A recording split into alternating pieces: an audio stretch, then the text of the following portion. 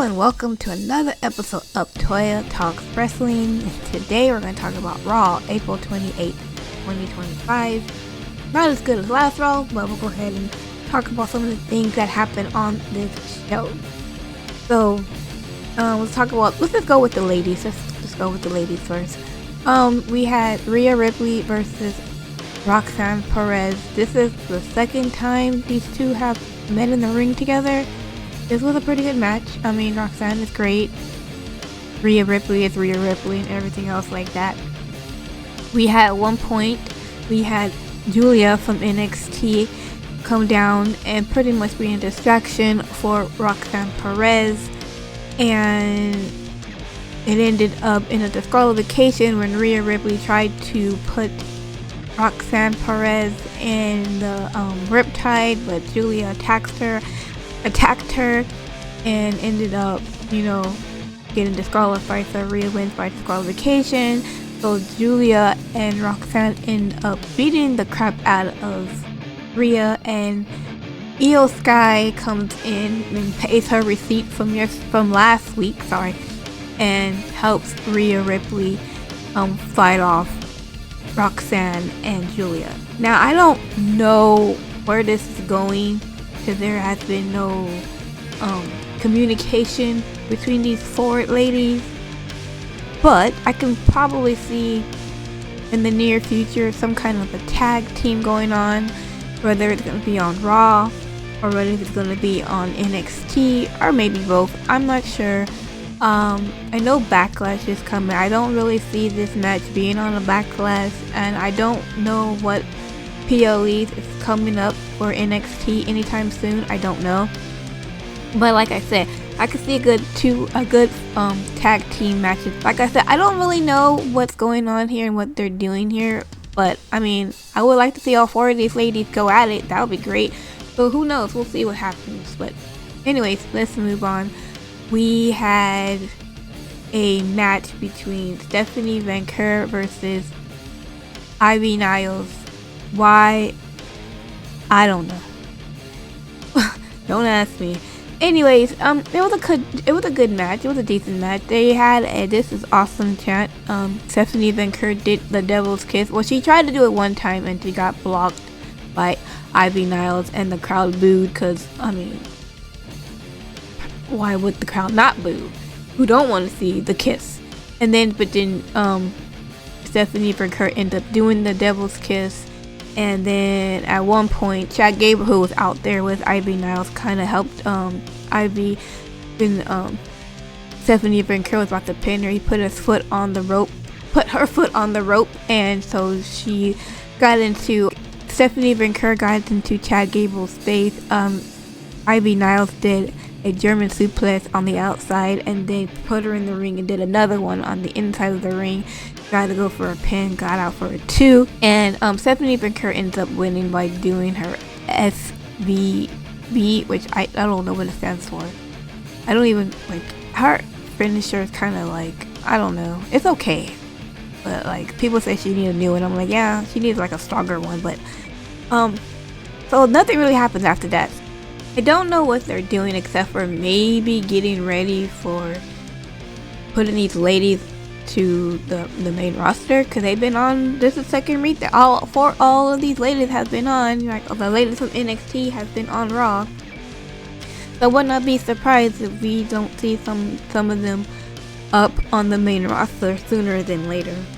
Another thing with the ladies, we had Becky Lynch comes out and she tells the crowd in the audience, last week Bayley got attacked, but she said that she went through all the tapes, through all the evidence and everything else. There's no need to do all this detecting because it was her. She did it. Of course she did it. We already knew she did it. I'm glad we don't have to go through this who done it kind of phase thing. So thank you for that, Becky. Becky Lynch said that the reason why she attacked Bayley is because Bayley has been attacking her since 2019. Now a lot of people are like, oh my god, it's just because of Damage Control. Let me do you some correction here, ladies and gentlemen of the wrestling community. Damage Control debuted at SummerSlam in 2022. Bayley was with Sasha Banks in 2019. Like I remember this fondly because we had that whole pandemic like the year after, so that's why I know. But yeah, has nothing to do with Damage Control. It has more to do with Bayley and Sasha Banks. But since Sasha Banks is not in WWE, it has mostly to do with Bayley.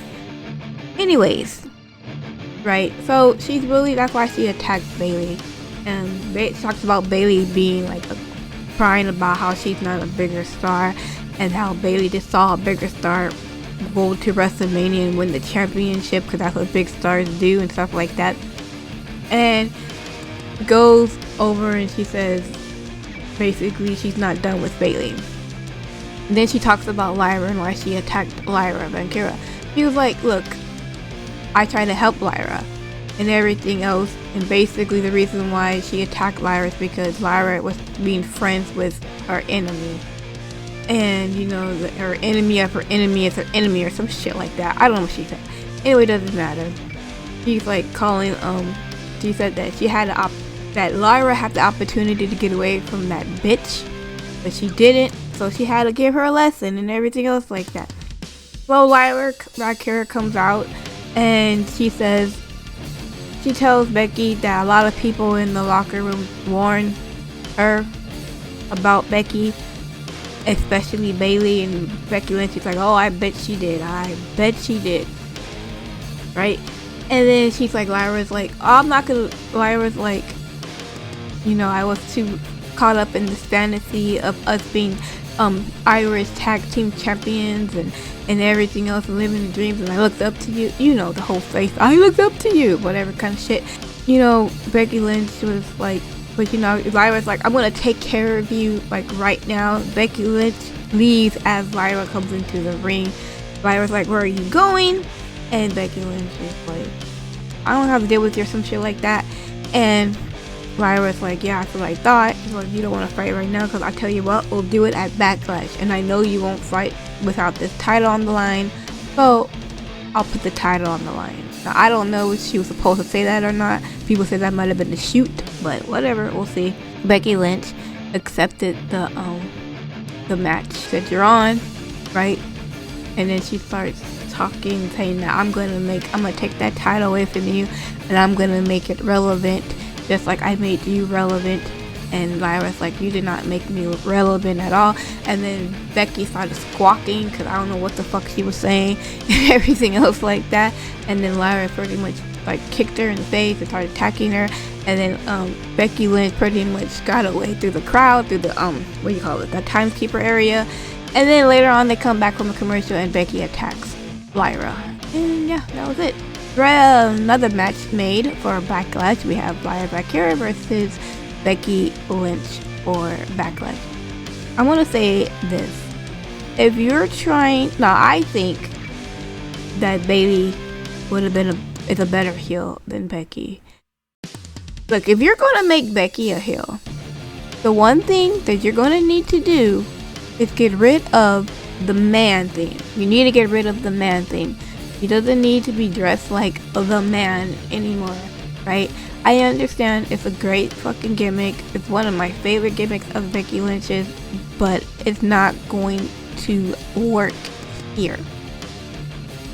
It's just not. Like, this whole thing seems to be so rushed. Like, Backlash is next Saturday. We had barely, we don't even have a whole month because WrestleMania was so late in April, and they're trying to get back to the whole base thing that they had to make Backlash right away, which is you don't even have time to breathe. So it's this whole thing just seems to be forced. Now I think Bayley is a better heel. Her heel run from 2019 to basically 2024 or whatever. Great heel work. Great heel work with Sasha Banks. Great heel work with the Damage Control. I really enjoy Bayley's heel. If you want Becky to be heel, she needs to change. Get rid of the man gimmick. We can't have the man gimmick here. Now I get why they're doing this, because Lyra needs a a needs a heel to go after, and Becky Lynch would be the obvious choice because they're as her mentor and everything else, and it's kind of like the whole, the fucking student beats up the teacher kind of fucking goddamn thing and everything else like that. I get it, but the one thing that we need to get rid of is Becky Lynch's man gimmick. I don't know what kind of gimmick you give her, but you need to make it more believable that she is a real heel here, because she's not. And I don't know what you do, I don't know what they do, but they need to do something. Eventually, maybe we get obviously, well, not eventually, probably obviously we're gonna get a Bayley versus Becky match pretty soon. Now I don't know if Becky wins the title at Backlash. We'll talk about that next week with Tim, but yeah, definitely need to get rid of the man gimmick because it doesn't work. The whole man gimmick, I get that the whole Becky the man gimmick was supposed to be the heel in the first place. Here's the thing, when I think it was 2018 the man gimmick came out, because when Charlotte pretty much took over Becky Lynch, kind of pretty much got in her way when she was trying to get gold from, like, I believe it was Carmella at the time. And, Charlotte pretty much got her way in, and Becky Lynch attacked Charlotte, and she was supposed to turn heel. She was supposed to become the man, right? She became the man. She was supposed to become heel. Problem is that everybody was as frustrated with Charlotte at the time, when Charlotte was always fucking bulldozing over fucking Becky trying to get a fucking title, that everybody loved the man, right? So the man didn't become a heel, he became a baby face. Kind of like a Stone Cold baby face type of thing, right? And it worked then. It's not going to work here. It's just not. You can't be the man this situation, Becky. You need to change your gimmick. For real. But yeah. Anyways, I don't want to go on too much about that. Let's move on. Okay, so we have some Judgment Day stuff. So Judgment Day was backstage, and Finn Balor was talking to JD, asking him, like, why didn't he tell him that he was returning last week? And JD was like, well, I told Dom. I thought Dom would tell you. It's like, nope, Dom didn't tell me. No one ever tells me anything pretty much these days, right? And everything else. As they were talking about Dom, Liv comes in. And Liv is like, yo, what's going on? What's up with you guys? And Finn and JD were like, oh, nothing, just, some mates catching up and everything like that. It goes, well, shouldn't you get ready for your match? And Finn Balor goes, our match? And he's like, yeah. And JD's like, yeah, I forgot to tell you. Liv Morgan got us a match for the #1 contender for the tag team titles against the Roar Raiders, right? And Finn had to kind of like this look of disgust in his face and all this other stuff. She goes, that's a good thing, right? She's like, we want all the titles, as much as titles back into the Judgment Day, right? And he's like, yeah, you're right. But this next time, please, just let me be in the loop next time. He's like, no problem, and everything else like that. And then they're getting ready to leave, and then Carlito said something stupid. I can't even remember, but I'm pretty sure it was stupid. So we had the match with the War Raiders versus Finn Balor and JD with the New Day on commentary. The New Day was pretty much fat shaming Ivar and just talking a bunch of crap and everything else like that. So, the War Raiders end up winning after Ivar throws Finn Balor into the New Day because the New Day would not shut up. JD McDonough did a jawbreaker with his big old head and everything else like that. And Carlito tried to distract the ref, which was Jessica Carr, I believe. And when she was being distracted, Penta pretty much took out JD McDonough, and then the War Raiders did the War Machine and got the 1-2-3 pin, and so they're the #1 contenders for the New Day's title and some future, I don't know when. So we're gonna get a repeat, I guess, of WrestleMania. Hopefully that's a little bit better. Hopefully. Anyways, speaking of Penta, Nick Aldis who, by the way, was playing manager at Raw because Adam Pearce wasn't there for some reason. He's posted on his socials. I don't remember what he said, but anyways, Nick Aldis was playing, was the general manager for Raw tonight, or last night rather, and he said to Penta that he understands why he did what he did. He didn't want to penalize him by fanning him, so he's not going to. He'll let him off with a warning. And I'm just like, but what about the other people that been like, be like, you're not gonna pin fucking Chad Gable. Chad Gable interfered in Stephanie and Ivy's match. What the fuck? But anyways, he said, I'll tell you what, I'm gonna make a match. I already have made a match for you versus JD next week. He's like, great, wonderful, gracias, and all this other stuff. And Chad Gable was walking Ivy Niles to go fight Stephanie Vancouver. As he was walking, he goes up to Penta and says, you know what, you might have beaten me your debut, but ever since then you have lost like pretty much every match. You lost the big one at WrestleMania and all this other stuff. But the one thing that I really enjoy about WrestleMania is when El Grande Americano beat your brother Ray Phoenix, and I can't wait, blah blah blah, and stuff like that. Then Penta got mad and kicked Chad Gable in the face and basically said, don't ever talk about the Lucha Brothers, right? Don't talk about the Lucha Brothers and everything else like that, and then walked away. Now I don't know what's going on, what's gonna happen here. I'm pretty sure we're gonna get, probably in the near future, a match with El Grande Americano versus Penta. And I don't know, maybe we get the Lucha Brothers, Penta and Ray Phoenix versus El Grande Americano, and I hope and a person of his choice, and I hope he picks Chad Gable, because obviously El Grande Americano is not Chad Gable. Obviously, I don't know why people keep thinking that it is. It's not. Okay.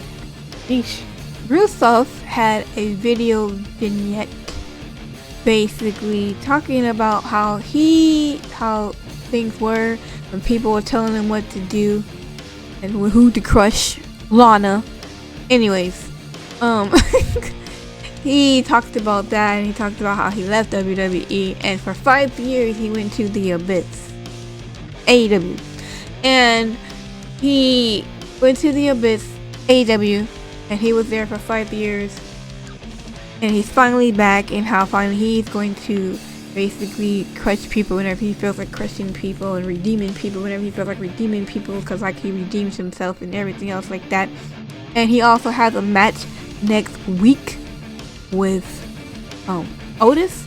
So it was a good vignette. It was a good, decent vignette. Someone said that the vignette of Miro was better, and I'm like, well, Miro is not in WWE, so why are we talking about Miro? Like, I get it, Miro, Rusev, they look alike. I understand, but obviously Rusev in WWE and Miro. Alright, well, we had Logan Paul. Yay, Logan Paul. Logan Paul comes out. Well, he's already out by the time he came back from a commercial. They didn't have his entrance, but anyway, I don't care. Logan Paul comes out. He basically wants to know why. Well, they were in Kansas City, Missouri, for booing him because he beat. They shouldn't be booing him because he beat the phenomenal one, AJ Styles, and everything else like that. And you know, he basically was like they shouldn't be booing him and stuff like that. And then Logan Paul pretty much says he has done everything that he needs to do except for win a world title. So he calls out Jey Uso, saying that Jey Uso is not what a real champion looks like, what a real like icon looks like, and everything else. Jey Uso comes out. Jey Uso didn't come out through the crowd. He comes out through the stage area, and he goes in there and he basically tells Logan Paul that, you know, the title that he earned, that he saw his brother get bleed. He said he saw his brother get beat up. He said it changed him. He's a new person. He's a new man. He said this title isn't given, it's earned. Because if you want it, come get it, right? You're gonna have to fight me. Saying that he basically told Logan Paul that he ain't gonna let some YouTuber come in and try to take the title or some shit like that, right? And he's gonna say yeet, right? And Logan Paul made fun of the yeet, saying that's stupid, you're stupid, and everything else like that, and all this other stuff. Where he got super kicked for his poor choice words of making fun of the yeet. But then later on, during the show, when Jay was talking to Sammy, and I will tell you that later, but when Sammy left, Logan Paul pretty much decked him with a right and knocked him the fuck out. So, more than likely, we're going to get this match at Backlash, which would probably be the best thing for this match. So, it's going to be Jey Uso versus Logan Paul at Backlash. I don't have a problem with it. Jey Uso needs an opponent, and it might as well be Logan Paul. Get it out the way, because what's going to happen sooner or later anyway. Let's just get it out the way now. AJ Styles is talking to Nick Aldis. Nick Aldis was talking about how AJ Styles telling AJ Styles he has other opportunities, that he can fight other opponents that he has lined up for him and stuff like that. And AJ was like, yeah, I was thinking about that. As AJ and Nick Aldis were talking, Dominic Mysterio, Liv Morgan, and Raquel come in, and Liv Morgan apologizes, but she's going to be doing a movie. I don't know what movie she's doing, but she's going to be doing a movie, and she needs some time off. Nick Aldis said, you're good, all the papers are good, you're good to go. Dominic Mysterio was like, yeah, I need time off too. And Nick Aldis says, for what? And she's like, because I'm the IC title and I can do whatever I want. He's like, no. Nick Aldis was like, no, that's not how it works. When you're a champ, you gotta be here twice as much. You're on double duty here when you're a champion. He's like, oh man, that's like lame or something like that. Nick Aldis was like, no, look, can you go? Because I'm talking to AJ about some things. And like, talking to AJ about what? His retirement plan? Didn't you have like a bad hip like my dad did? He's like, no, Dom was like, didn't you break your hip like my dad did? And AJ's like, no, I did not break my hip, but I will break something else, right? And Liv Morgan's like, look, we don't need this right now. We don't need this. Let's go. Come on, right? So then they leave, and AJ Styles like, you want to speak about those opportunities? I think I have an idea, as he's eyeing that IC title. And Nick Aldis like, I think I know where you're going. Where are they going? Are they gonna have this match at Backlash too? I don't know. Like, I know Triple H. Now, I don't know if Triple H does 5 matches because they were in overseas or not. But Backlash is in St. Louis, so I think maybe 6 or 7 matches could be fine. We are here. You can start early if you want, I guess. I don't know, but let's have more than like 5 matches for sure. But I don't know what's gonna happen. I don't know when this match is gonna be, but AJ versus Dom, I can see it. Next thing I'll talk about is Pat McAfee. Pat McAfee was able to speak upon last week's incident with Gunther. He basically said a lot of stuff. He basically was telling people that people forget who he is. I'm like, how do people forget who you are? Aren't you like the world's famous podcaster for sports ever? You're like the Joe Rogan of sports or something like that. Like, everybody knows who you are, Pat, but okay, sure. It's like, people forget who I am, he forgot who he is and stuff like that. He said a bunch of cuss words, and he's a something motherfucker. Obviously it was bleep, called Gunther an asshole. He talked about how when he's 6 feet under the ground, not the Undertaker show, which is, a fucking great podcast. If you haven't checked it out yet, you should. Anyways, I'm digressing. He talked about how when he leaves this earth or some shit like that, how he wants people to remember him as a good person, giving to charities and military and children's homes, and basically he called out Nick Otis. I think he called him the SmackDown version of Adam Pearce. And Nick Otis comes out and he basically told Nick Otis, look, I don't like the fact that Gunther is suspended. I need you to get him off his suspension because I want to put my hands on him. And Nick Otis was like, no, you can't do that. You and him are too liable to the company. But I'll tell you what, at Backlash we'll have a sanctioned match in the ring and I will lift his suspension then, or something like that. So, and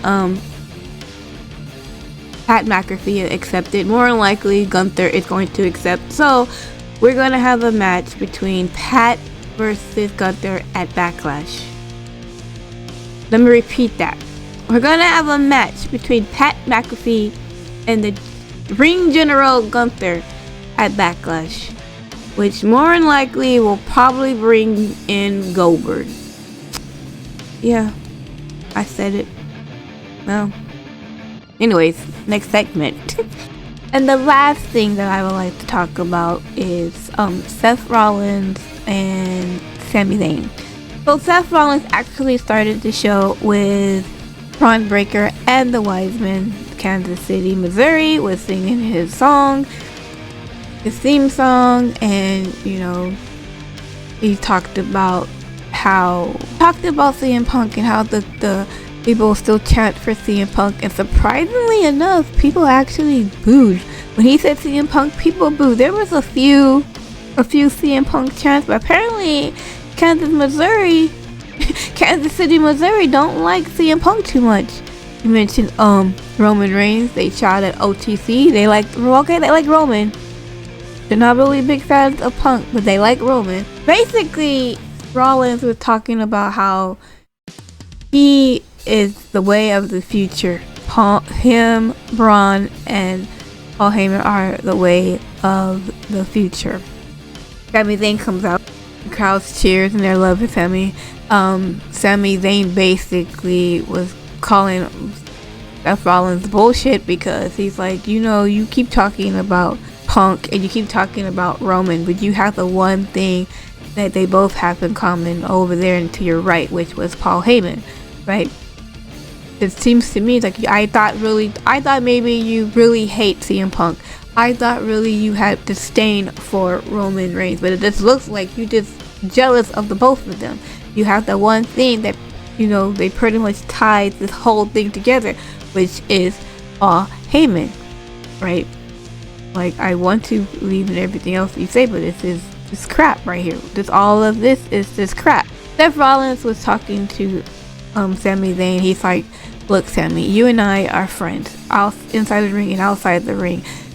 Our kids played together. When I was in a panic about becoming a father, I came to you first, and everything else, and you helped me and all this other stuff. He's like, look, this is the way of the WWE. This is the future. Now, you either be with us or you're against us. Now, it'll probably be best for you. I could have Paul Heyman talk to Nick Otis and Adam Pearce and give you a deal to go over to SmackDown, to be traded off to SmackDown. And I was just thinking, like, okay, already in my head, I'm like, who could be traded off to SmackDown if Sami took the deal to go to SmackDown? A couple of thoughts in my head, but we'll see.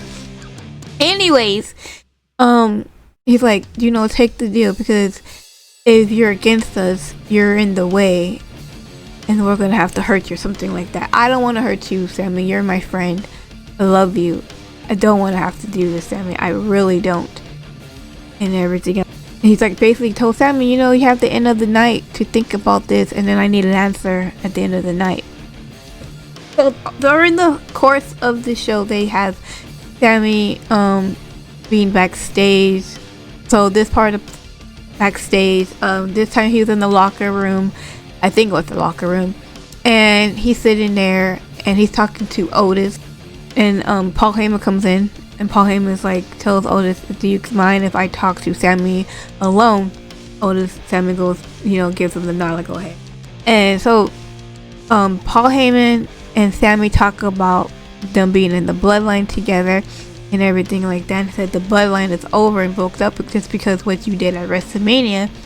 Paul Heyman was like, I hope someday you understand why I left the bloodline, just like I understood why you left the bloodline, but I'm not here about that. Look, Paul Heyman's like, look, Seth Rollins thinks he is the future, right? And Braun Breaker, which by the way, Sammy saying threatened, when Braun Breaker kept looking at him saying, I'm gonna beat the crap out of him, he keeps looking at me like that. Earlier, Braun Breaker is Seth Rollins' pit bull, the dog at the gate and stuff like that. This is what they think, right? This is the future and stuff like that. He's like, I tell you what, I already made it so that if you go to SmackDown, you would be the #1 contender for the undisputed title to whoever wins between Randy Orton and John Cena. And I'm just thinking, man, take the deal, man. Take the deal. Man, can't get any easier than that, man. That's like a silver platter. Here you go. Right? He's like, you know, I don't want nothing bad happen to you. Braun Breaker is already wanting to have a match with you. If you say no, I can't stop him. Seth can't stop him. This is the future. This is what we're going through, and everything else like that. And Sammy just looks like, you know, confused and conflicted and trying to figure out what to do and everything else like that. Paul Heyman goes and he leaves the locker room, and on the outside of the locker room is fucking Braun Breaker, and he is just ready for Sammy to just destroy him. Right. At this point, Seth Rollins and Paul Heyman are being like pretty sincere as a heel can be sincere, like, you know, thorough, and like, you know, I'm doing this for the best of you and everything else, and I just, you know, very manipulative basically. So Sammy gets an encounter from Karrion Kross, because why would he not? Karrion Kross wearing the same look as Sami Zayn with hair wise, and it was really short, basically saying, I heard you have a decision to make, hopefully you make the right one, and that was it. So then we have, like I said, the encounter with Jey Uso. Jey Uso goes up to Sami and says, hey man, I heard you have like a big decision to make. He's like, yeah man, I do. And Jey Uso was like, yo, whatever decision it is that you make, you're gonna have to make what's best for Sammy, and that's all it is. I love you, I'm gonna do the right thing. Sammy's like, I love you too, and he leaves for the ring. Seth Rollins is in the ring by himself, and Seth Rollins is like, alright, well, it's the end of the night, so let's get Sammy out here. So Sammy comes out, and Seth Rollins was basically, you know, pleading with, saying, hey, just take the deal, man. You have a title, you have a chance to become champion. You know what I'm saying? Like, if you stay here, you're gonna get hurt, because you're gonna be in the way, and I can't do nothing about it. Okay, it's out of my hands.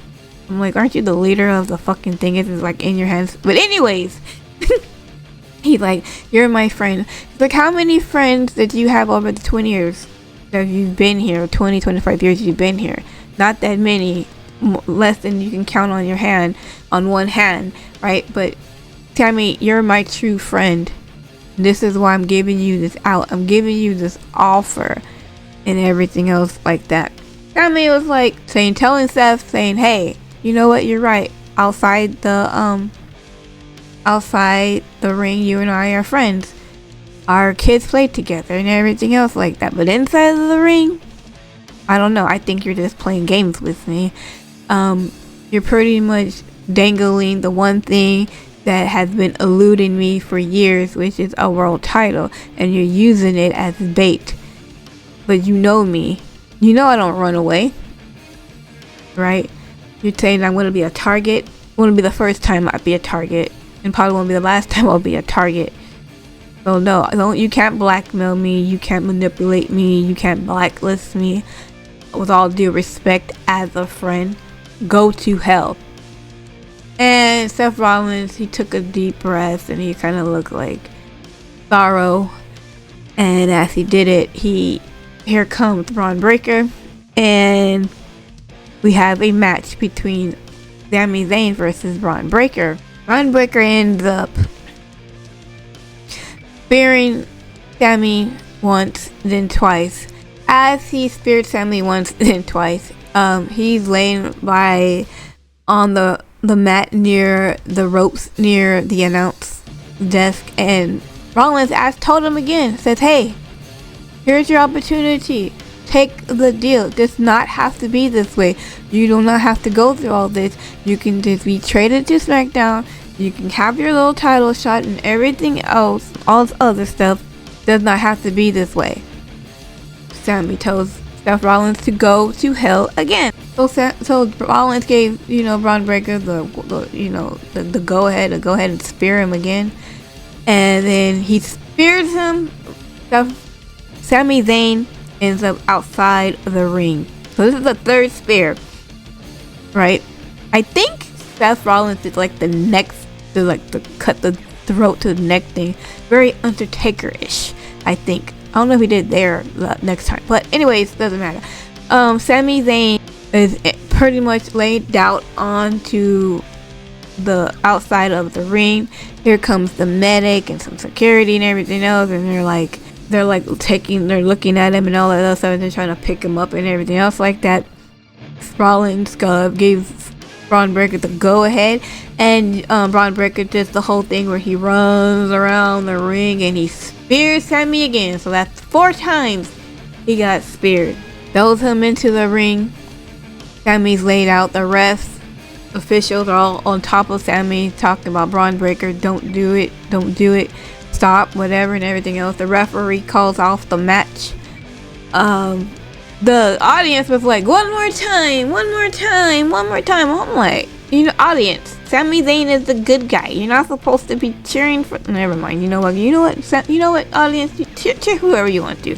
Anyways, so Seth Rollins goes into the ring and he's basically talking to Bron Breakker. Now, this is without the mic. He's yelling at him. He's like, we're not going to be like that. We're not going to do that. There's respect is earned. Respect is this and all this other stuff, right? He made his bed. And now he must sleep in it. And then he curb stomps Sami Zayn. And the show ends up with the audience singing Seth Rollins music after curb stomping Sami Zayn. So I'm like, wow. It's a cold ass crowd. Anyways, it was an okay show. Sami Zayn did say that he's going to earn his title his way and stuff like that. I obviously missed a lot of the promo. I'll put the link down on the bottom if I remember. I never do. But it was a good show. It was a good segment. I really enjoyed that whole promo thing and everything else like that. It's great. This is what I think is probably going to happen. Seth Rollins is going to beat Jey Uso for the title. Sami Zayn, which I'm glad they're not turning him to a heel. Sami Zayn will probably win Royal Rumble in Saudi, because it's in Saudi, and I'm pretty sure Saudi Arabia will pay a pretty good money to make Sami Zayn win. You know what I'm saying? And WWE loves their money. They love their money. So Sami will win the Rumble. He will challenge Seth Rollins and win at WrestleMania 42. That's what I'm thinking. That's where I'm thinking. That's where they're going. Because who better for Sammy to beat than Seth Rollins? But it was a good show. I enjoyed it. Anyways, thank you so much for watching. I hope you enjoyed the rest of your day, and I will see you in my next video. Okay, bye!